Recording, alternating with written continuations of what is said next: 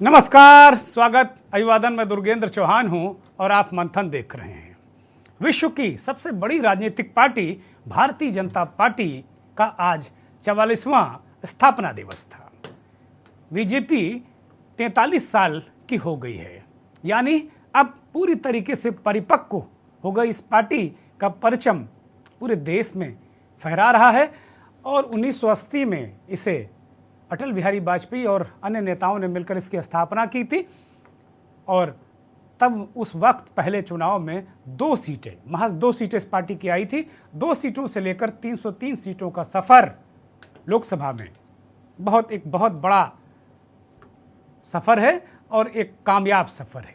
इससे बहुत सारे संकेत और संदेश पार्टी ने दिए हैं और नेतृत्व अटल से लेकर मोदी तक एक अलग तरीके से, वो अटल फैसले और मोदी का आक्रामक नेतृत्व, उसी की वजह से पार्टी लगातार ग्रो करती जा रही, बढ़ती जा रही है।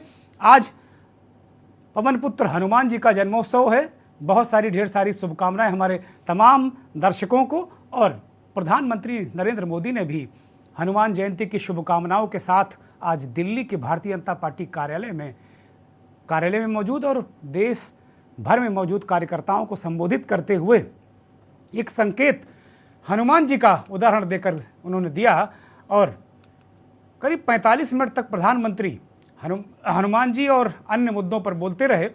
उन्होंने उदाहरण देकर कहा कि भाजपा की शैली का उन्होंने जिक्र किया और कहा कि भाजपा हनुमान जी के कैन डू एटीट्यूड की तरह काम करती है और सबकी मदद करने की कोशिश कर रही है।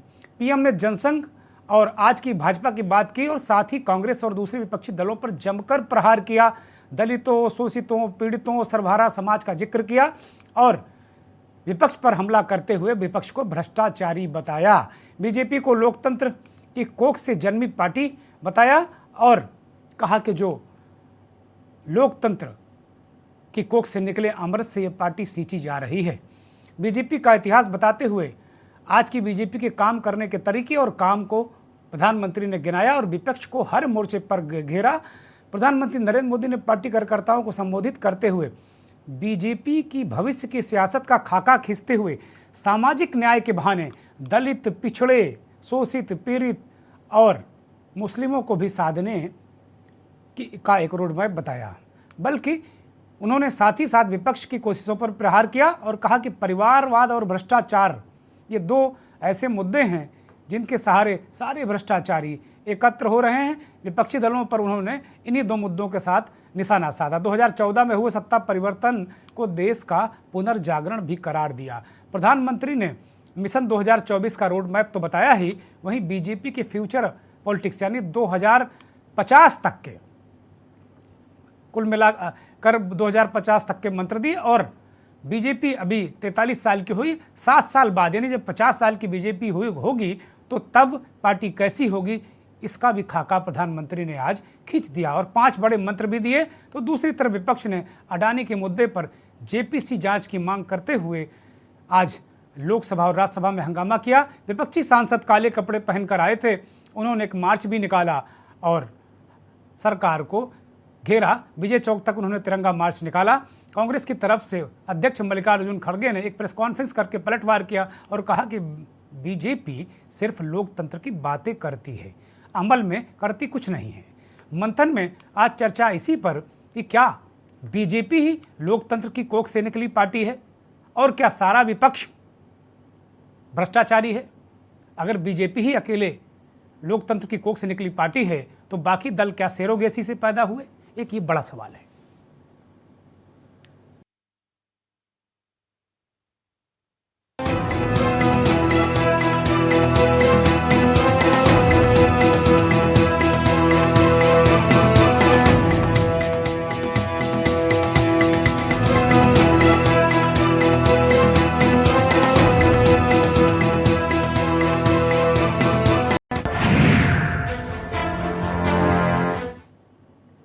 प्रधानमंत्री बेहद आक्रामक नजर आए, एक के बाद करारे प्रहार विपक्ष पर किए। उन्होंने कहा कि 2014 से पहले शहंशाहों का शासन था, शासक वर्ग जो था भारत में, वो अपने आप को शहंशाह समझता था और गरीब, गुरबा, शोषित, पीड़ित, दलित पीड़ितों की उन्हें फिक्र थी नहीं। जब 2014 में उन्होंने सत्ता संभाली तो इन वर्गों के लिए उन्होंने काम करना शुरू किया। अगर गरीब का शौचालय बन गया तो इन शहंशाहों के पेट में दर्द होने लगा। प्रधानमंत्री ने जो संवाद किया सीधे सीधे कार्यकर्ताओं से, उसमें विपक्ष, कार्यकर्ताओं को तो रोड मैप उन्होंने बताया पार्टी का, लेकिन विपक्ष को बहुत तरीके से घेरा। उन्होंने कहा कि जो दल हैं ये भ्रष्टाचार के लिए एक हो गए हैं, और उन्होंने हनुमान जी का उदाहरण देते हुए बार बार हनुमान जी का नाम लिया। कहा कि हनुमान जी जिस तरीके से, जब लक्ष्मण जी को शक्ति लगी थी तो हनुमान जी लेने गए थे संजीवनी बूटी, जब राक्षसों ने जिस तरीके से माया फैलाई तो हनुमान जी सीधे पूरा का पूरा पहाड़ ही लेकर आ गए थे। भारतीय जनता पार्टी जनता के लिए उसी तरह काम कर रही है। एक तरीके से परोक्ष रूप से उन्होंने विपक्ष को आसुरी शक्तियों वाला करार दिया और कहा कि जिस तरह हनुमान जी ने राक्षसों से युद्ध करके इस धरा को राक्षस मुक्त कराया था, उसी तरह की शक्तियों से भारतीय जनता पार्टी लगातार युद्ध कर रही है। तो बड़ा सवाल है कि क्या मोदी का कहना था कि भारतीय जनता पार्टी के अलावा जो दल हैं उनकी प्रवृत्तियां आसुरी हैं? एक बड़ा सवाल। एक और बात उन्होंने बड़ी महत्वपूर्ण कही कि विपक्ष जब चारों तरफ से हार रहा है, हर तरीके से भ्रष्टाचार में डूबा हुआ है, कांग्रेस को खास तौर पर उन्होंने इंगित किया, आरजेडी को भी इंगित किया, जो क्षेत्रीय दल थे उनको इंगित किया, और इस बात को कहा कि जब ये कोई बात इनके पास नहीं बची है तो ये झूठ फैला रहे हैं, झूठ। उनका इशारा अडानी के मुद्दे को लेकर था, नाम तो नहीं लिया उन्होंने, लेकिन बार बार उसी मुद्दे पर कहा कि झूठ फैलाकर बदनाम करना चाह रहे हैं और कुछ लोग तो मोदी की कब्र खोदना चाहते हैं। इस तरह की बात की। तो उनके भाषण के पार्ट 3 थे। पहले उन्होंने ललकारा, फिर दलितों, पिछड़ों, शोषितों के पक्ष में हमेशा की तरह वो खड़े हुए, और फिर आखिरी में कब्र वाली बात कह के उन्होंने इस देश के अपने प्रशंसकों के सेंटीमेंट भी उभारने की कोशिश की है। स्थापना दिवस में जो उन्होंने सीधा संवाद किया, उसके पीछे सीधा मकसद था युवा, दलित, पिछड़े मतदाताओं को साधना और उनकी कवायद करना। 2014 में मोदी की जीत में युवा मतदाताओं की बड़ी भूमिका थी, जिसे बीजेपी अपने साथ हर हाल में जोड़े रखना चाहती है। जातीय समीकरण को भी बीजेपी अभी से मजबूत कर रही है, जिसे जोड़कर, जिसे ओढ़कर, जिसे मोड़कर बीजेपी अपनी रणनीति तैयार कर रही है। प्रधानमंत्री नरेंद्र मोदी लगातार इस स्थापना दिवस के मौके पर भगवान श्री राम, भक्त भगवान हनुमान का नाम लेकर 2024 में सत्ता विजय के लिए विपक्ष पर जोरदार सियासी प्रहार किया है, बाण छोड़े हैं, और कार्यकर्ताओं की तुलना भगवान हनुमान से करते हुए कहा कि भगवान हनुमान सब कुछ कर सकते हैं, सबके लिए कर सकते हैं, लेकिन अपने लिए कुछ नहीं करते। यही भाजपा की प्रेरणा है। एक और प्रेरणा है, जब हनुमान जी ने राक्षसों का सामना करना पड़ा था हनुमान जी को, तो वो कठोर हो गए थे। जब भ्रष्टाचार, परिवारवाद, कानून व्यवस्था की बात आती है तो भाजपा भी उतनी ही संकल्पबद्ध और मां भारती को मुक्त कराने के लिए उतनी ही कठोर होती है जितना हनुमान जी राक्षसों के प्रति कठोर थे। दरअसल प्रधानमंत्री नरेंद्र मोदी ने हनुमान जन्मोत्सव और भगवान हनुमान का जिक्र कर बीजेपी की ताकत और सोच के बारे में कार्यकर्ताओं को बताने की कोशिश की, या यूं कहें कि का चुप साधी रहा बलवाना। जैसे जामवंत ने हनुमान जी को उनकी शक्ति का एहसास कराया था, उसी तरीके से हनुमान जी का उदाहरण देकर प्रधानमंत्री नरेंद्र मोदी उनकी शक्ति को याद दिला रहे हैं। और ये भी कह रहे हैं, बार बार वो कह रहे हैं कि हम तो काम करने निकले हैं, और उन्होंने इस चौपाई को भी कार्यकर्ताओं के सामने रखा कि राम काज कीन्हे बिना मोहि कहाँ विश्राम। तो आज पूरी तरीके से प्रधानमंत्री रव में आए और बादशाही मानसिकता जिसका मैं जिक्र कर रहा था उसकी बात की। कहा ये लोग नफरत बढ़ा रहे हैं और अंग्रेजी मानसिकता से भी ग्रसित हैं, ईस्ट इंडिया कंपनी से ग्रसित, उस मानसिकता से ग्रसित हैं। अंग्रेज चले गए लेकिन कुछ गुलाम छोड़ गए, वो गुलाम अभी भी इस देश को उसी नज़रिए से सोचते हैं, देखते हैं। वो कह रहे हैं कि शांति का सूरज उगेगा, ऐसा उन्होंने, जो लोग ऐसा करते हैं उन्होंने सोचा नहीं था। लेकिन आर्टिकल 370 और तमाम जो इस तरह के मुद्दे हैं वो करके उन्होंने दिखाए। और यही नहीं, प्रधानमंत्री ने ये भी कहा कि किस तरीके से, प्रधानमंत्री ने गिनाया कि कितने मैं आपको आंकड़ा बता रहा हूं कि 18 लाख करोड़ का जीएसटी आया, अभूतपूर्व है। 16 लाख करोड़ का जो टैक्स है वो टैक्स पेयर ने दिया, अभूतपूर्व है। 18 लाख करोड़ का यूपीआई ट्रांजैक्शन हुआ, अभूतपूर्व है। 750 अरब डॉलर का व्यापार हुआ, अभूतपूर्व है।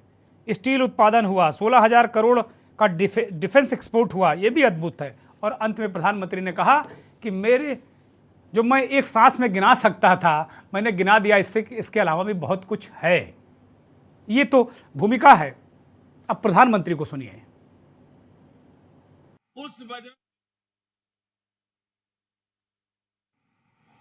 आज भारत उस बजरंग बली की तरह से,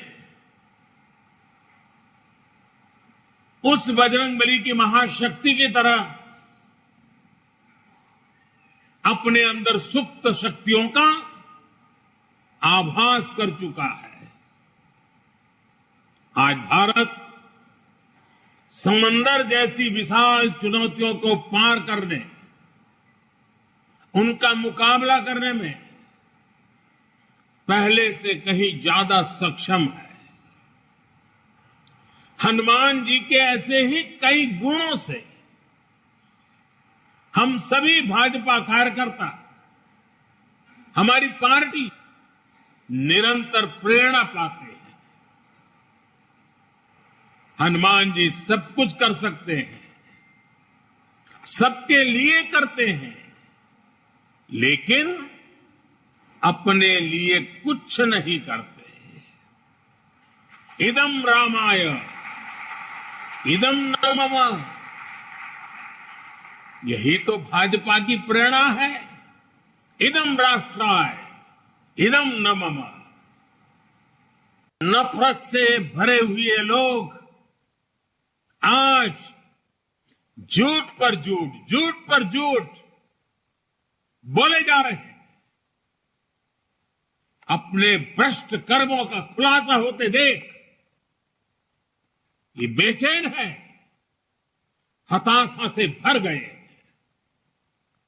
इसलिए अब ये लोग इतने हताश, इतने निराश हो चुके हैं कि अब एक ही रास्ता उनको दिख रहा है, एक ही उपाय दिख रहा है, और वो खुल करके कहने लगे हैं, मोदी तेरी कब्र खुदेगी। सन 47 में अंग्रेज भले चले गए, लेकिन जनता को गुलाम रखने की मानसिकता यहीं पर कुछ लोगों के जहन में बो करके चले गए, यही छोड़ गए थे। इसलिए आजादी के बाद के वर्षों में देश में ऐसा वर्ग खूब फला फूला जो सत्ता को अपना जन्मजात हक समझता था। इन लोगों की बादशाही मानसिकता ने बीते वर्षों में बहुत सारे दल सामाजिक न्याय के नाम पर राजनीति का दिखावा करते रहे हैं। इन दलों ने, उनके मुखिया अपने परिवार का भला कर लेते हैं, अपने समाज का कतई नहीं, जबकि भाजपा सामाजिक न्याय को जीती है, उसकी भावना का अक्षरशः पालन करती है। बिना तुष्टीकरण, बिना स्वार्थ, बिना वोट बैंक की राजनीति किए भाजपा आज सामाजिक न्याय का भी सच्चे अर्थ में धरती पर इरादों को साकार करने वाला, देश के दबे कुचले समाज के लिए आशा की किरण बना हुआ एक पर्याय बन करके उभरा है। प्रधानमंत्री ने शायद ही कोई एंगल छोड़ा हो। जाहिर सी बात है कि इसी साल कई राज्यों में चुनाव हैं और अगले साल लोकसभा का चुनाव भी है, लेकिन बहुत सारी बातें भारतीय जनता पार्टी ने क्लियर कर दिया।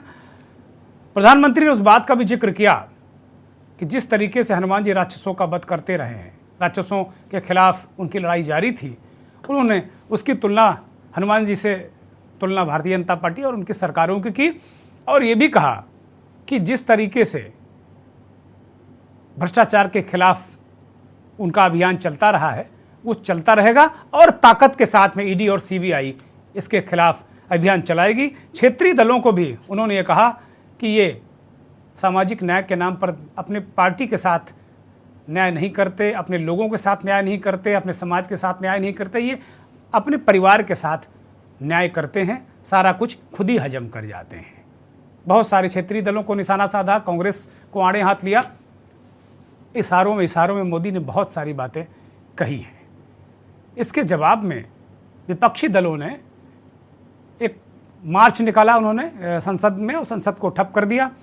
काले कपड़े पहनकर संसद पहुंचे थे संसद सदस्य विपक्षी दलों के कांग्रेस समेत, और उन्होंने जेपीसी की मांग को लेकर हंगामा किया। उसके बाद संसद के दोनों सदनों को स्थगित कर दिया गया। सांसद विजय चौक तक काले कपड़े पहनकर और जेपीसी की मांग को लेकर एक मार्च करते रहे और फिर मल्लिकार्जुन खड़गे कांग्रेस के अध्यक्ष और इस मोर्चे की अगुवाई करते हुए उन्होंने एक प्रेस कॉन्फ्रेंस की। खड़गे ने क्या कहा उसे सुनिए।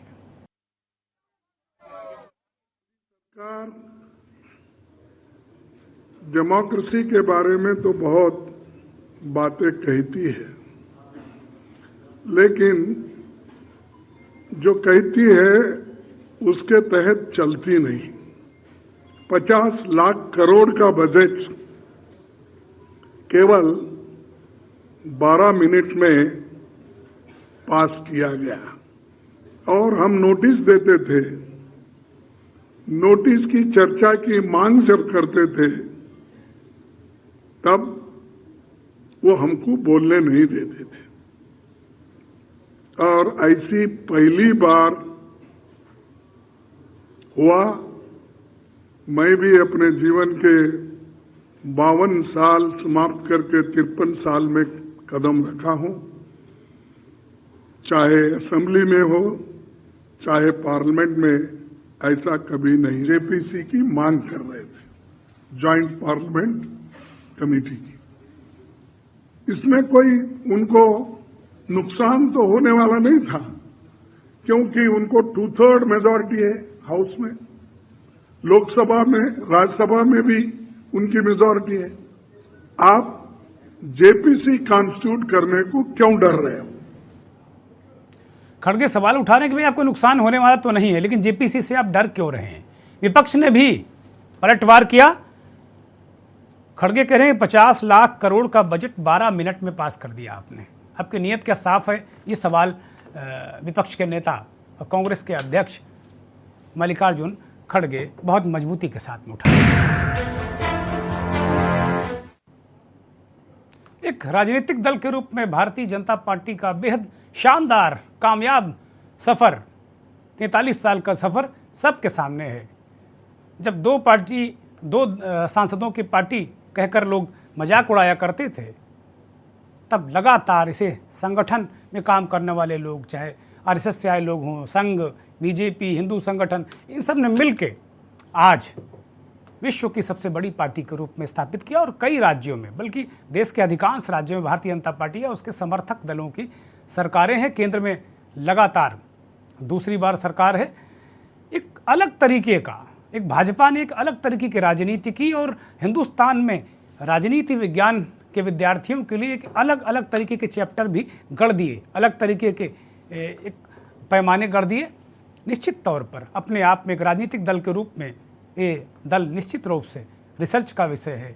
इस पर रिसर्च के विद्यार्थियों को काफ़ी मटेरियल इसमें मिल सकता है। नरेंद्र मोदी का जो नेतृत्व है, उस नेतृत्व में आक्रामक नेतृत्व है। अगर कहीं आप बैकफुट पर भी हैं तो दिखाना नहीं है, आक्रमण करना है। और यही भारतीय जनता पार्टी और नरेंद्र मोदी की विशेषता भी है। मेहमान हमारे साथ जुड़ गए हैं, परिचय कराते हैं। इस देश के जाने माने वरिष्ठ पत्रकार संपादक आलोक भदौरिया जी हमारे साथ जुड़े हैं। भदौरिया जी, बहुत स्वागत, बहुत धन्यवाद, बहुत आभार। समाजवादी पार्टी के नेता मनोज यादव हमारे साथ लखनऊ से जुड़े हैं। मनोज जी बहुत स्वागत, बहुत धन्यवाद। भारतीय जनता पार्टी के प्रवक्ता नेता अमित त्रिपाठी जी हमारे साथ लखनऊ से जुड़े हैं। त्रिपाठी जी बहुत स्वागत, बहुत धन्यवाद। वरिष्ठ पत्रकार राजनीतिक विश्लेषक विजय दुबे जी भी हमारे साथ में हैं। दुबे जी बहुत स्वागत, बहुत धन्यवाद। वाचस्पति द्विवेदी साहब कांग्रेस के प्रवक्ता हैं। द्विवेदी जी बहुत स्वागत, बहुत धन्यवाद आपका, बहुत आभार।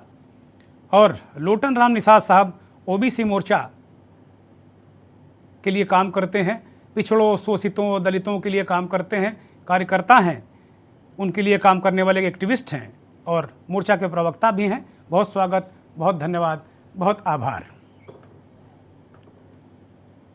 मैं सीधे वाचस्पति द्विवेदी जी के पास जाऊंगा, चूंकि कांग्रेस बहुत ज़बरदस्त प्रधानमंत्री के निशाने पर आज रही है। वो कह रहे हैं कि बादशाही वाली जो मानसिकता थी ना, उन्होंने इस देश के ओबीसी, पिछड़े, अति पिछड़े, इनके लिए कोई काम किया नहीं, और जब उनके लिए काम किया गया तो पेट में दर्द होने लगा। हनुमान जी अपनी पार्टी को, उनके कार्यकर्ताओं को उन्होंने कहा कि वो हनुमान जी की तरह काम कर रहे हैं, जिस तरीके से हनुमान जी निर्विकार भावों से बिना किसी लाग लपेट के वो काम करते रहे हैं। द्विवेदी जी, गलत क्या कहा प्रधानमंत्री ने? प्रधानमंत्री जी तो जैसा आप जानते, आवाज मिल रही है आपको? हाँ, दर्शक सुन रहे हैं, बोलिए। मेरा निवेदन सभी से है कि थोड़ा संक्षिप्त में रखिएगा ताकि मैं सबके पास जा सकूं इसी राउंड में। जी जी जी जी जी मैं कोशिश करूंगा बिल्कुल। जहां तक प्रधानमंत्री की बात है, सभी लोग जानते हैं किस प्रकार का सामाजिक न्याय की बात करते हैं। उनका सामाजिक न्याय से आशय एक बराबरी से होता है। जहां तक आपने कहा कि जो विषय हमारा है अटल से लेके मोदी जी तक, तो आप अच्छी तरह जानते होंगे कि अटल जी सब सामाजिक समरसता, सभी विपक्ष की एकता और के साथ लेके चलते थे, और उन्होंने 2 से लेकर कहां से पार्टी कहां पहुंचाई है, और एक वोट से उनकी सरकार हार गई। इसके बावजूद भी बड़ी सौम्यता के साथ उन्होंने जनादेश को माना, और इसके बाद वो फिर से सरकार में आए। लेकिन मोदी जी तो निरंकुश हैं। आप देख रहे हैं किस प्रकार वो अपने जूनियर पार्टनर के साथ बर्ताव करते हैं। आप देखिए कि जब से एनडीए का देखिए कितने साथी उनको छोड़ के चले गए हैं। टीडीपी 2019 में छोड़कर उनको चली गई, पीडीपी 2018 में चली गई, हरियाणा जनता कांग्रेस 14 में चली गई, एमडीएमके 2014 में चली गई, जेडीयू और जाती रहती है। ये बात सही है कि वो सरकार, तो फर्क क्या पड़ा द्विवेदी जी? फर्क क्या पड़ा? वो जीतते जा रहे हैं, कारवां बढ़ता जा रहा, पार्टी फलती फूलती जा रही है, और आप लोग सिकुड़ते जा रहे हैं देश में। क्या फर्क पड़ा? बिल्कुल बिल्कुल, आप बिल्कुल सही कह रहे हैं। लेकिन आप ये देखिए, जो जितनी सरकारें आप कह रहे हैं, जितनी सरकारें बनी, उनमें देखिए आप केवल अन्य दलों के साथ मिलकर सरकारें बनी हुई हैं। 2 केवल आपकी सीटें मेघालय में कहते हैं कि उनकी सरकार है। अब जूनियर पार्टनर के साथ उनका आप रवैया देखते ही हैं। मध्य प्रदेश में, सॉरी, पंजाब में आप देख मोदी जी ने कहा कि भाई उनका कार्यकर्ता हनुमान जी की तरह काम करता है, और उन्होंने एक साफ संकेत दे दिया है विपक्षी दलों को, कांग्रेस भी उसमें शामिल है। वो कह रहे हैं कि भाई ईडी सीबीआई की कार्रवाई रुकेगी नहीं। जैसे हनुमान जी राक्षसों से लड़े थे, उसी तरह भाजपा और उसकी सरकारें नस्तनाबूद कर देंगी। एक तरीके से परोक्ष रूप से विपक्ष के जो भ्रष्टाचारी हैं उनको आसुरी शक्तियां और राक्षस कह रहे हैं वो, जहां तक मैं समझ पाता हूं। जनाब कि वो उनके यहाँ जो भी अन्य पार्टी के लोग जब जाते हैं, उनको भ्रष्टाचारी एक दिन पहले तक कहते हैं, भाजपा में चले जाते हैं, उसके बाद पता नहीं कौन सी मशीन। ठीक है द्विवेदी जी, मैं अब मनोज यादव के पास जाऊंगा। मनोज यादव जी, प्रधानमंत्री ने बहुत महत्वपूर्ण बात कही। उन्होंने कहा कि सारी महत्वपूर्ण बातें कही, उसमें कुछ महत्वपूर्ण बातों को लेकर हम अपना मंथन कर रहे हैं, चर्चा उस पर बढ़ा रहे हैं। मनोज यादव जी वो कह रहे हैं कि भैया अब जितने लोग थे, ये सामाजिक न्याय से इनका लेना देना नहीं, आपकी पार्टी भी सामाजिक न्याय वाली पार्टी है, ऐसा आप लोग कहते हैं। मोदी जी कतई नहीं मानते इसको। वो कहते हैं कि सामाजिक न्याय के नाम पर अपने परिवार के साथ न्याय करते हैं, न पार्टी के साथ न्याय करते हैं, न अपने जो उनका जिस बिरादरी की बात करते हैं, ओबीसी की बात करते हैं, दलितों की बात करते हैं, इनका कोई न्याय वाय करते नहीं है। और साफ संकेत दे दिया उन्होंने कि ये ईडी सीबीआई जिसके खिलाफ सारे दल सुप्रीम कोर्ट गए थे, सुप्रीम कोर्ट के 2 टूक के बाद प्रधानमंत्री ने कहा, संकेत दिया है कि कार्रवाई तेज होगी, संभल जाइए जरा आप लोग। नहीं, हमें किसी बात का डर नहीं है, और कार्रवाई तेज हो और इससे तेज हो, और जितनी तेज हो रही इससे तेज क्या करेंगे, इसमें कोई सी तरह वो नहीं। लेकिन मैं धन्यवाद और बधाई दूंगा आज बीजेपी के 43वें स्थापना दिवस के अवसर पे नरेंद्र मोदी जी ने इस देश को संबोधित किया।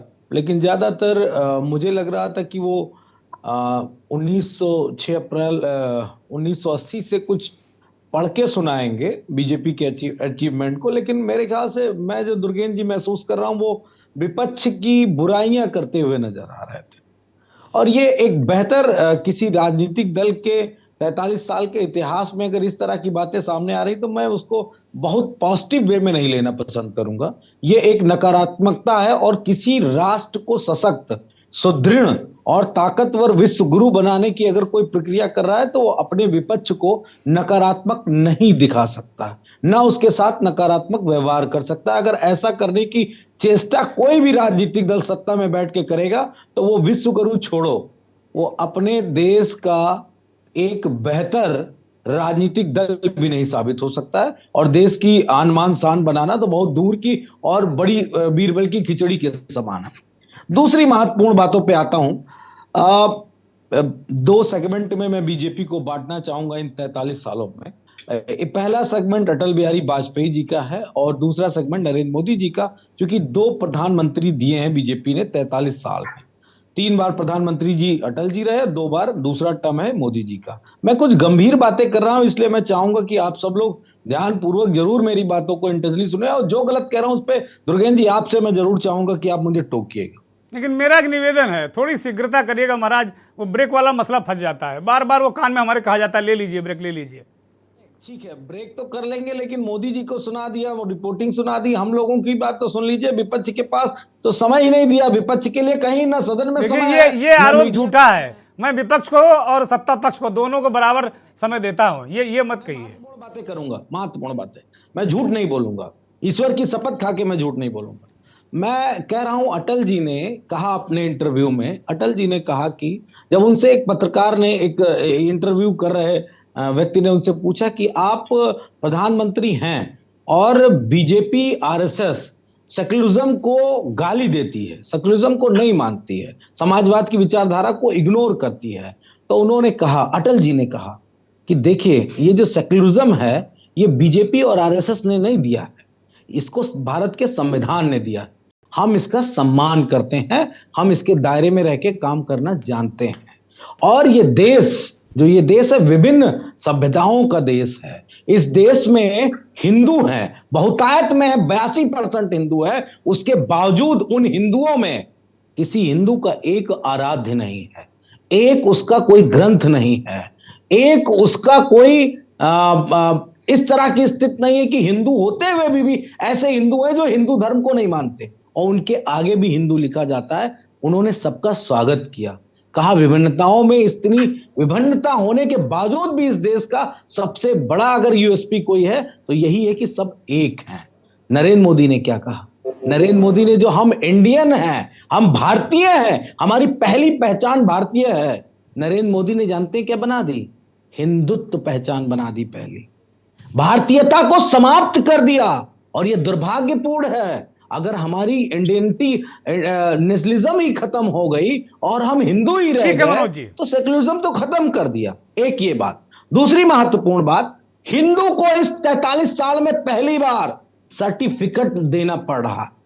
मैं हूं, दुर्गेन जी हो, चाहे हमारे कांग्रेस के साथी हो या निषाद जी हो, कोई भी हो, अगर वो भाजपा में नहीं है तो उसको प्रतिदिन अपना सर्टिफिकेट देना पड़ता है। ये अचीवमेंट है नरेंद्र मोदी का। अगर है तो मैं ऐसे अचीवमेंट को जूते की नोक से ठोकर मांगता हूं। और ये शब्दों को कृपा करके, शब्दों को, मनोज जी प्लीज, शब्दों को थोड़ा सा, आप पढ़े लिखे व्यक्ति हैं, अपने पास रखो, तुम्हारे जूते अपने पास रखो। शब्दों को थोड़ा सा, चीजों को बहुत उस तरह मत किया जाए।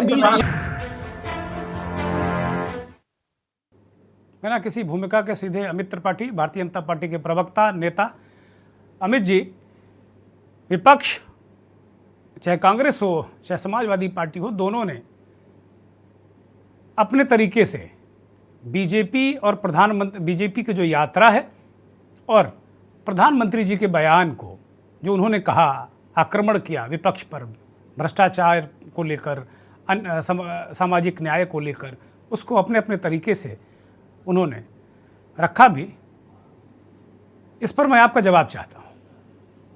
देखिए दुर्गेन जी, सबसे पहले तो मैं मनोज जी की बात का जवाब देना चाहूंगा, क्योंकि उन्होंने कहा कि आज हिंदुत्व के लिए हमें सर्टिफिकेट की जरूरत पड़ गई है। जी। तो मैं सबसे पहले कह देना चाहूंगा कि बिल्कुल जरूरत पड़ेगी, क्योंकि आप ही वो लोग हैं जिन्होंने भारतीय संस्कृति को मिटाने का काम किया। हमारे गांव को काल्पनिक बताकर जिन सरकारों को आपने समर्थन दिया, तो जनता सवाल तो पूछेगी ना कि आप किसके साथ थे। आपने तो गांव को काल्पनिक बता दिया, गांव का अस्तित्व ही नहीं है। ऐसी सरकारों के साथ आपने मिलकर काम किया है, सरकारें चलाई हैं। दूसरी चीज है, अभी परसों ही आपने देखा कि अखिलेश यादव जी के मंच से नारा लगा, हवा में उड़ गए जय श्री राम। इस तरीके के नारे जब लगेंगे तो आपसे सर्टिफिकेट देश की जनता मांगेगी और आपके ऊपर सवाल उठेंगे और आपको जवाब देना पड़ेगा। एक बात। दूसरी चीज है दुर्गेन जी, आज जहां तक की बात है, आज भारतीय जनता पार्टी का स्थापना दिवस है। हम सबने उन बातों को देखा, बहुत गंभीरता से सुना भी, आप सबने भी सुना। मैं सबसे बड़ी चीज ये कहना चाहता हूं, मोदी जी ने क्या कहा। मोदी जी ने यही कहा कि 6 अप्रैल 1980 को जब हमारी भारतीय जनता पार्टी की स्थापना हुई, उसके बाद से 15 अगस्त 1947 को हमारा देश आजाद हुआ। और यही जब हमारी पार्टी की 6 अप्रैल 1980 को जब स्थापना हुई और 2013 तक, आप बताइए ना, मोदी जी यही तो कह रहे हैं कि उस समय तक, आजादी के 60 साल तक गांव में बिजली नहीं थी, महिलाओं को शौच के लिए रात के अंधेरे का इंतजार करना पड़ता था, किस तरीके से लोगों के घर में स्वास्थ्य की सेवाएं नहीं पहुंच पाती थी, किस तरीके से स्वास्थ्य जो भी योजनाएं थी वो लोगों तक नहीं पहुंच पाती थी। आज 2014 के बाद से हमारे प्रधानमंत्री जी ने जिस प्रकार से, जब कहीं ना कहीं देखिए बैंक के खाते खोले, बैंक के खाते में जिस तरीके से डायरेक्ट लोगों के जेब में पैसा जाना शुरू हुआ, उस समय के प्रधानमंत्री कहते थे राजीव गांधी जी कि 1 रुपया चलता है केंद्र से तो 10 पैसा वहां तक पहुंचता है, बीच में 90 पैसा गायब हो जाता है। लेकिन हमारे प्रधानमंत्री जी ने अगर 1000 रुपया भेजा तो सीधे लोगों के खाते में पहुंचने का काम किया। आज हमारे आजादी के 2014 तक, आजादी में जब हमारे प्रधानमंत्री जी ने कमान संभाली तो 18,000 गांव में बिजली नहीं थी। आज देश में कोई ऐसा गांव नहीं है जहां बिजली ना हो। आज देश के अंदर भाई कितने परिवारों को उज्ज्वला योजना के तहत गैस सिलेंडर दिए गए, कितने लोगों को आयुष्मान कार्ड से जोड़ने का काम किया गया। तो हमारे प्रधानमंत्री जी ने, देश के प्रधानमंत्री जी ने जो काम किए हैं, जो काम होने चाहिए थे, उसका ब्यौरा रखा है। और भारतीय जनता पार्टी के कार्यकर्ता जनता के हित में सबका साथ, सबका विकास, सबके विश्वास के साथ काम करते हैं, ये बताने का काम किया। और ये देश की जनता भी जानती है, ये प्रदेश की जनता भी जानती है, क्योंकि आज कहीं ना कहीं ये लोग भ्रष्टाचार में डूबे हैं। मैं पूछना चाहता हूं आपसे, जिस समय लालू प्रसाद यादव को चारा घोटाला में जेल हुई, उस समय किसकी सरकार थी? कांग्रेस की सरकार थी केंद्र में। वो दोषी साबित हुए कि नहीं हुए? और आज जब सीबीआई, ईडी जांच कर रही है उन भ्रष्टाचारियों के ऊपर, तो क्यों आपको दर्द है? आपको क्या न्याय प्रणाली पे वो क्या भरोसा नहीं है? कोर्ट पे भरोसा नहीं है?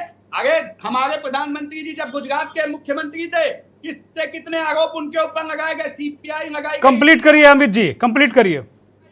लेकिन उन्होंने एक जाए की तरीके से उसको मन में रखा। क्या हुआ उसके बाद? उन्होंने किस तरीके से कोर्ट से वो निर्दोष साबित हुए। कांग्रेस काम करती थी फंसाने का, भारतीय जनता पार्टी इस तरीके के काम नहीं करती है। भारतीय जनता पार्टी जितने भी देश के गरीब, शोषित, ओबीसी, वो अमित जी वो एक सवाल उठा रहे हैं कि भाई पूरे विपक्ष को भ्रष्टाचारी, राक्षस बता के आप क्या विश्वगुरु बन पाएंगे क्या? ये सवाल उठा रहे हैं। इसका जवाब मैं चाहता हूं, स्पेसिफिक विशेष तौर पर इसका जवाब मैं चाहता हूं, जो सवाल उठाया है समाजवादी पार्टी के नेता ने।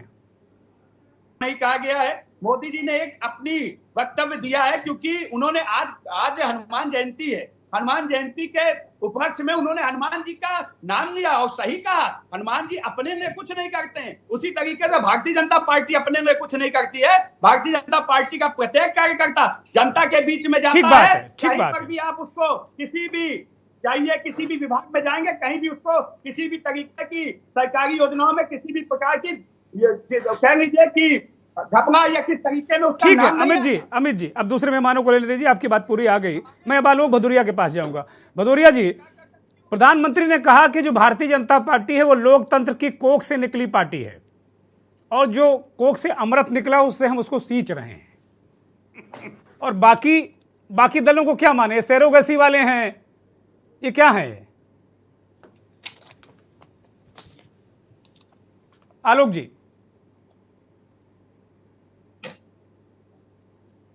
हेलो। आलोक जी बोलिए, देखिए, मेरा सवाल आप तक पहुंच गया? हाँ, मैं थोड़ा सा बीच में नेटवर्क की थोड़ी प्रॉब्लम है, थोड़ा रुक रुक करके आया। खैर, धन्यवाद दुर्गेश जी। अ, आपका सवाल बहुत महत्वपूर्ण है। एक तो यह है कि मैं इस शब्द की अवधारणा से चकित हूँ, विस्मित हूँ, और कहना चाहिए समझ में ही नहीं आ रहा। मदर ऑफ डेमोक्रेसी एक शब्द एक चालू हो गया है। हाँ, इस्तेमाल किया है अब अगर प्रधानमंत्री ने आज। हम्म प्रधानमंत्री ने इस्तेमाल किया है इसका भी, मदर ऑफ हाँ, डेमोक्रेसी। अगर ये मदर ऑफ डेमोक्रेसी क्या चीज होती है, ये मेरे को आज तक नहीं समझ में आई। क्योंकि 150 साल पुराना इतिहास है। अगर राम को अगर आप डेमोक्रेसी का लेते हैं, तो राम के मेरे ख्याल से पिताजी ही राजा थे, और राम के जो बच्चे थे वही राजा बने। तो डेमोक्रेसी का मतलब यही होता है ना कि उनके बच्चे वो बनेंगे, उनके बच्चे ये बनेंगे। क्या यही राजशाही होता है सर, राजशाही। तो खैर, अब इस तरीके की जुमलेबाजी में मैं नहीं जाता, कोई मतलब नहीं है इस तरीके का। देखिए, महत्वपूर्ण चीज है कि लोकतंत्र क्या है। लोकतंत्र को 3-4 चीजों से समझना पड़ेगा। आप मेरे को समय कितना देना है पहले ये बताइए, मैं उसी हिसाब से छोटा बड़ा। आलोक जी थोड़ा छोटा रखिएगा, मैं फिर अगले राउंड में आपको दूंगा पूरा समय, प्लीज। ठीक है। तो देखिए, एक ऐसा है कि दुनिया में और सब जगह पहले भी हमेशा लोकतंत्र एक सबसे बड़ी चीज होती है। लोकतंत्र का जो पैमाना होता है वो कम से कम 3-4 चीजों के साथ में जोड़ा जाता है। एक, आप अपनी अभिव्यक्ति कितना कर पाते हैं, आपको कितना एक अधिकार है क्या, और तीसरा, क्या अभिव्यक्ति आपकी जताने के साथ ही क्या आपके ऊपर हमला होने लगता है, और चौथा, क्या आप कुछ बोलने से पहले सोचने लगते हैं। तो ये चारों चीजें बहुत महत्वपूर्ण होती हैं, और किसी भी लोकतंत्र के लिए बहुत महत्वपूर्ण होती है। आज आप जितने लोग हैं पैनल में, मैं सबसे ये पूछना चाहूंगा, क्या हम बहुत ज्यादा सावधानी नहीं बरतने लगे? मैं ये नहीं कह रहा, अभी आपके चैनल में भी कुछ शब्दों का एक ऐसे इस्तेमाल हुआ जो मुझे लगता है कि आपत्तिजनक है, और मैं उनसे कतई सहमत नहीं हूँ। भाई, जिसको नोक पे जो रखना है वो अपने घर पर रखें। कृपया सार्वजनिक विमर्श में इस तरीके की बातों का इस्तेमाल नहीं किया जाना चाहिए, मेरी एक मानना ये है। तो हम क्या चाहते हैं? डेमोक्रेसी कैसे बढ़ेगी, कैसे आगे होगी? जब विचारों का टकराव होगा। तो विचारों का टकराव कैसे होगा? तो यहाँ पर कई लोग होंगे। अब यहाँ पर मैं आपकी, चूंकि आज भारतीय जनता पार्टी का आपका विषय है और इसका स्थापना दिवस भी है, तो मैं सबसे पहले उसी की बात करूंगा। मैं यहाँ पर 2 चीजों के लिए मैं कहना चाहूंगा। पहला, हम लोग आज हनुमान जी की भी जयंती है, अच्छी बात है। हनुमान जी के कुछ जो सेवा भाव है उसका, उनके गुणों का, उनके सब तमाम चीजों का बड़े श्रद्धा भाव से लोग मानते हैं। ठीक है, मानते हैं। लेकिन अगर हम गणराज्य हैं तो हम लोगों से यही उम्मीद करते हैं कि वो हनुमान की तरीके से काम करें। भाई, गणराज्य में तो गण का भी तो कुछ कहना होता है, गण की भी तो बात सुननी होती है। वही रामचंद्र जिन्होंने सीता वाले मामले में एक गण की ही तो बात सुनी थी और कहा था कि अग्नि परीक्षा में जाओ, क्या वो गण था या राजा था? ये सोचना पड़ेगा। मैं धोबी की बात करूं, मेरे ख्याल से सारे लोग उस प्रसंग से वाकिफ भी होंगे जो कम से कम उत्तर प्रदेश में रह रहे हैं। आपका चैनल भी उत्तर प्रदेश का है। तो गण की ही तो बात सुनी थी ना। उन्होंने ये तो नहीं कहा था कि ये गण तुमने कैसे बोल दिया, क्यों बोल दिया? क्या रामचंद्र के पास क्या उस समय सेना नहीं थी? क्या लोग नहीं थे उनके पास में? क्या उस जमाने में कुछ भी नहीं होता था? कोई ताबेदार, कोई भी ऐसा नहीं होता था सैनिक से लेकर जो उसको रोक लेता, उसको जेल में डाल देता, कोई कार्रवाई कर देता? नहीं। लोकतंत्र का मतलब होता है कि आप अपने को अभिव्यक्त कर पाए। तो आपका जो मुख्य सवाल है उसका तो जवाब ये हो गया। अब आपका कोई और सवाल हो तो आप बताइए। मैं आलोक जी अगले राउंड में आऊंगा। ब्रेक से वापस आ गए हैं। मेरे मन में इस ब्रेक के दौरान एक सवाल कुलाचे मार रहा था। वरिष्ठ पत्रकार विजय दुबे के पास जाऊंगा।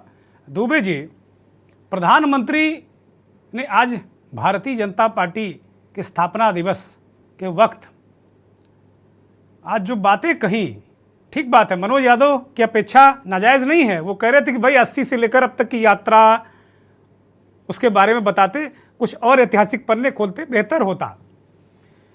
लेकिन उन सारे सवालों को आज प्रधानमंत्री ने एड्रेस किया है जो सवाल विपक्ष में संसद के अंदर पूछ रहा और सड़क पर पूछ रहा है। और उसके बाद विपक्ष ने फिर कहा कि भाई जेपीसी कब कराओगे? इसको किस तरीके से आप देखते हैं?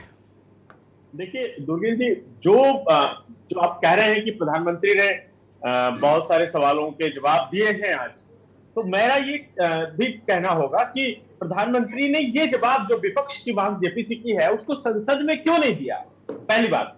दूसरी बात है, आज भारतीय नहीं, जेपीसी की आज भी भाषण में कोई जेपीसी की बात नहीं की।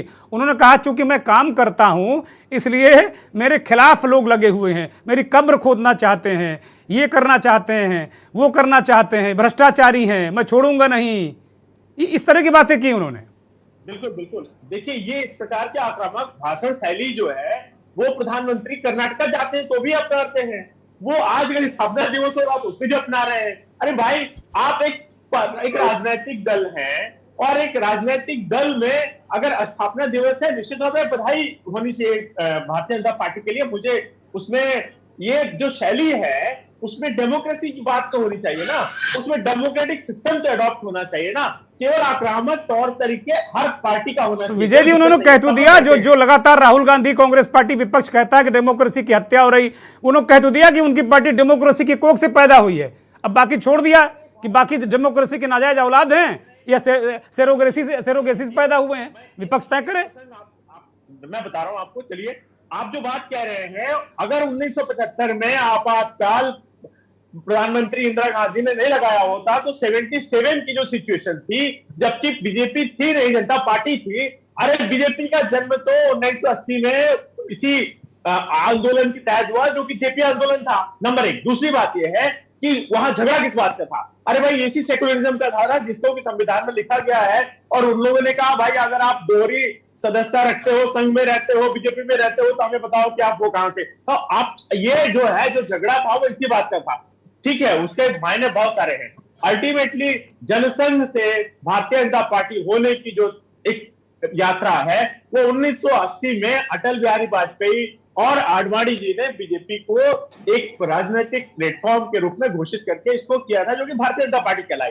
लेकिन उसके पहले तो ये जनता पार्टी के रूप में सब लोग मिले हुए थे, तो कौन सी किस पॉलिटिकल उसके तहत आया? ये जब आप सारे लोग एक ही पार्टी के थे तो ये कैसे क्लेम किया जा सकता है कि बीजेपी ही केवल जो है लोकतांत्रिक प्रक्रिया के तहत मतलब लोकतंत्र की कोख से उसका जन्म हुआ? अरे भाई, आप सारे लोग जो है जो जितनी पार्टियां उसमें शामिल थी, जो आज किसी किन्हीं इलाकों में किसी के बिहार में सत्ता है, किसी की किसी और राज्य में सत्ता है, तो वो सब तो उसी से निकली हुई है। तो ये जो डेफिनेशन है ये मुझे कहीं थोड़ी सी इतिहास भूगोल को मिलाने पे गड़बड़ सी नजर आती है। मैं इसको इस तरह से स्वीकार नहीं कर सकता, नंबर एक। दूसरी बात है कि जो प्रधानमंत्री की शैली है, ठीक है, उनको अपने कार्यकर्ताओं को जो मैसेज देना है वो अपनी शैली में वो दे, कोई दिक्कत नहीं है। वो आज देश के प्रधानमंत्री हैं, उनके सर्वमान्य नेता हैं, वो अपनी बात को अपने तरीके से अपने कार्यकर्ताओं के बीच कह सकते हैं। लेकिन जो ये आरोप प्रत्यारोप का जो दौर है जिसमें एक कहा जा रहा साहब कि उनका और जो पार्टियां हैं वो लोकतंत्र की कोख से जन्म नहीं हुआ उनका, तो ये बड़ा नहीं, उन्होंने ये कहा नहीं है, उन्होंने छोड़ दिया है, अंडरस्टूड। विजय दुबे जी, उन्होंने अपने मुंह से नहीं कहा, वो कह रहे हैं हम लोकतंत्र की कोख से हैं और जो उससे अमृत निकला है उससे हम पार्टी को सींच रहे हैं। बाकी आप लोग तय करो, सेरोगेसी वाले हो या नाजायज औलाद, वो आप लोग तय करो। उन्होंने कहा कुछ नहीं, आगे अंडरस्टूड है। हुआ है आज जो है टेक्नोलॉजी का युग है, सेरोगेसी की बात आप कह सकते हैं, लेकिन डेमोक्रेसी में सेरोगेसी वर्ड मुझे आज तक कहीं नहीं मिला। ये नया प्रयोग है, अद्भुत प्रयोग है। ये प्रयोग जो है अच्छे हैं, कोई दिक्कत नहीं है। हो सकता है भाजपा के कार्यकर्ताओं के लिए थोड़ा और उत्साहवर्धन करें, मुझे उसमें कोई शिकायत नहीं है। लेकिन जो डेमोक्रेसी की बेसिक फंडामेंटल्स हैं उनको तो भाई भारत जैसे देश में पाला पोषा गया है और इसको एक दुनिया के सबसे बड़े लोकतंत्र रूप में ठीक बात है, किया गया है। ठीक बात विजय जी। अब मैं जरा जाऊंगा लोटन राम निषाद साहब के पास। प्रधानमंत्री ने कहा कि लोटन जी, प्रधानमंत्री ने कहा कि जो क्षेत्रीय दल हैं, इशारे में कहा, नाम किसी का नहीं लिया उन्होंने कहा कि बहुत सारी जो पार्टियां हैं ये सामाजिक न्याय नहीं करती, ये सिर्फ अपने परिवार के साथ न्याय करती है, अपना जेब भरती हैं, उन समाजों के लिए भी काम नहीं करती जिनके वोट के दम पर ये सत्ता में आती हैं, मलाई काटती हैं। लोटन राम जी, देखिए, भारतीय जनता पार्टी का चरित्र ही ऐसा है कि ऊंट चुराए निहुरे जाए, हमारे यहाँ एक कहावत कही जाती है पूर्वांचल में। तो ये भारतीय जनता पार्टी का जन्म ही जो है सामाजिक न्याय के विरोध में हुआ है।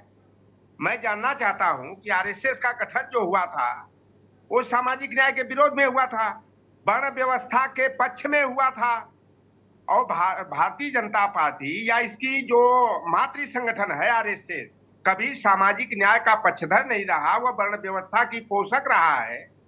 और एक मोदी जी, हमको तो कभी कभी बड़ा शर्म आता है, हमारे यहाँ मदारी आता है खेल जो दिखाता है ना, तो कभी कभी नरेंद्र मोदी जी आज जो बयान दिया हनुमान जी को आगे करके, तो कि हनुमान जी ने राक्षसों का वध किया, तो भाई हनुमान जी को आप लोग आगे करके क्या पिछड़े वंचित वर्ग को, आदिवासी वर्ग को गुलाम बनाना चाहते हो क्या? ये नरेंद्र मोदी जी देश के ऐसे नेता हैं, प्रधानमंत्री कहना तो बात की बात होगी थी, जो अपनी जाति को 2001 में मुख्यमंत्री बनने के बाद 1 मई 2001 को जो आप लोग जातियों की बात करने लगे। प्रधानमंत्री जी कहते हैं उनकी पार्टी जातिवाद की राजनीति करती ही नहीं, आप लोग जातियों में उलझ जाते हैं। देखिए सर, भाजपा जैसी जाति की राजनीति करने वाली देश में कोई गंदी पार्टी ही नहीं है। मोदी जी अपने को ओबीसी कहते हैं, और जब से देश के प्रधानमंत्री बने हैं ओबीसी का जितना ठीक है लोटन राम जी, अब मैं अमित त्रिपाठी के पास जाऊंगा। अमित त्रिपाठी कुछ जवाब देना चाहते हैं, रुकिए, आप रुकिए। अमित त्रिपाठी जी बोलिए। ये दुर्गेन जी, जिस तरीके से आप जगह जाति के पक्षधरों को बैठाएंगे डिबेट में, तो जाति के विभाजन वाले लोग हैं ये जाति से ऊपर उठ ही नहीं सकते हैं। और आज ये जिस जाति की बात कर रहे हैं, इनसे मैं पूछना चाहता हूं, 2017 से पहले चाहे उत्तर प्रदेश हो और चाहे 2014 से पहले का देश हो, मैं इनसे पूछना चाहता हूं, ये बताएं कि उत्तर प्रदेश के अंदर जब ओबीसी समाज के ऊपर लाठियां चलती थी, उत्तर प्रदेश में उनके आरक्षण को खा लिया जाता था, उस समय ऐसे नेता कहां थे? आज इन नेताओं का वजूद ही इनकी जात से, ये जात और समाज और क्षेत्रवाद से, विकासवाद से इनका कोई लेना देना नहीं। इनके माइंड में, इनके मस्तिष्क में एक ही चीज है, वो है जात। ये जात से ऊपर उठ नहीं पाएंगे, और इनकी मानसिकता आपको साफ दिखा रही है कि कितनी गंदी है। इनके पास शब्द नहीं है, शब्दों को किस तरीके से इस टीवी चैनलों के माध्यम से इतनी गंदी तरीके से रख रहे हैं, उससे आपत्ति होनी चाहिए। इनसे ज्यादा गंदा इंसान कोई नहीं होगा। आप लोग तो मैं इनसे कह देना चाहता हूँ, मोहनदास जी किसने किया था? किसने किया था? अरे आप लोग वो लोग हैं जिन लोगों ने जातियों में बांटा है देश को। ठीक है, आप दोनों लोग शांत हो जाइए। लोटन राम जी कृपया शांत हो जाइए। अमित त्रिपाठी जी, एक तो जो आपने सवाल उठाया कि ऐसे लोगों को आप बुला लेते हैं, मेरा इसका जवाब है कि आप अनुसूचित जाति मोर्चा, ओबीसी मोर्चा, ये गठन करना बंद कर दीजिए। हम किसी न किसी को नुमाइंदी तो बुलाएंगे भैया ना। आज पिछड़ों की हत्या करा रहे हो आप लोग, बुलडोजर चला रहे हो, नहीं करो। नहीं, कोई पिछड़ों की हत्या नहीं कर रहा, कोई पिछड़ों की हत्या नहीं कर रहा, और पिछड़ों पे सारे दल रिझे हुए हैं। मनोज यादव, भारतीय जनता पार्टी, आप दोनों लोग रुकिए भाई, आप रुकिए। लोटन राम जी शांत हो जाइए। लोटन राम जी कृपया शांत हो जाइए, कहीं ना कहीं पूरी तरीके से विश्व नेता बनाने का अगर किसी ने काम किया है तो हर वर्ग के लोगों ने किया। आप दोनों लोग शांत हो जाइए कृपया। नहीं, मैं मुझे आवाज बंद करानी पड़ेगी। लोटन राम जी, अमित जी कृपया शांत हो जाइए प्लीज। अमित त्रिपाठी बात आ गई, लोटन राम जी का आवाज म्यूट की जाए। मनोज यादव बोलिए। देखिए, मैं एक मिनट रुक जाइए। लोटन राम जी स्टार्ट हो जाते हैं तो फिर बंदी नहीं होते हैं, यही दिक्कत है। लोटन राम जी रुक जाइए, डिस्टर्ब मत होइए, आप जाति का विभाजन करते रहिए। अरे निषाद जी शांत हो जाइए भाई, कृपया शांत हो जाइए। बोलिए, बहुत जल्दी, वक्त नहीं है, बस 1 मिनट है मेरे पास। बोलिए मनोज यादव। आज नरेंद्र मोदी जी ने जो पिछड़ों, दलितों, आदिवासियों को असुर कहा, मैं इस बात से द्रवित हूं। मेरा मन नहीं, उन्होंने असुर कहा नहीं, आप लोग समझो, उन्होंने कहा बिल्कुल नहीं असुर। प्रधानमंत्री ने उन्होंने कहा हनुमान जी राक्षसों से लड़े थे। अब आप जो भी समझो।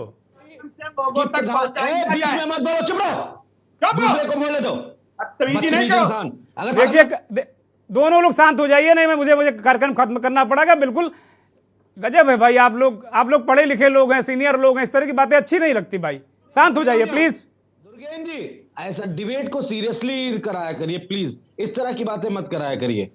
मैं आप स्पष्ट भाई, मेरे मन में, मुझे कोई एक्सरे तो मेरे हाथ में है नहीं कि मनोज यादव क्या बोलने जा रहे हैं और अमित त्रिपाठी क्या बोल रहे हैं। मैं अनुरोध कर रहा हूं, मैं खत्म कर दूंगा। बोलिए। सीरियसनेस के साथ डिबेट होनी चाहिए ना, इस तरह थोड़ी नहीं सबको टोका जा मनोज यादव कंप्लीट करिए, नहीं मैं खत्म कर रहा हूं, कंप्लीट करिए जल्दी से।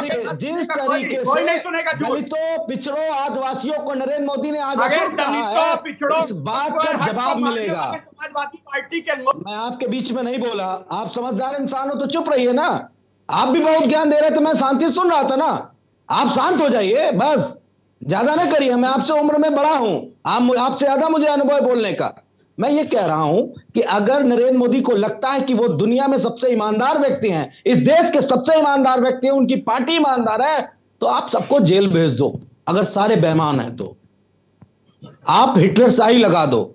सारे बेईमान हैं और आप ईमानदार हो, ये कौन सा नैरेटिव है? देश की आजादी के बाद देश को आगे बढ़ाने में किसी का योगदान ही नहीं रहा, सब चोर हैं। ऐसा नैरेटिव आज तक भारतीय इतिहास की राजनीति में कभी मैंने ना देखा, ना सुना, ना पढ़ा, ना समझा। इमरजेंसी का वो काला दिन हो सकता है, इमरजेंसी की बातें हो सकती हैं, लेकिन ये बात ठीक है मनोज जी बात आ गई। अब मैं 20 सेकंड में आलोक जी के पास जाऊंगा। आलोक जी फाइनल कमेंट। मुझे लगता है आलोक भदौरिया जी चले गए। Vijay Dubey final comment 20 second में।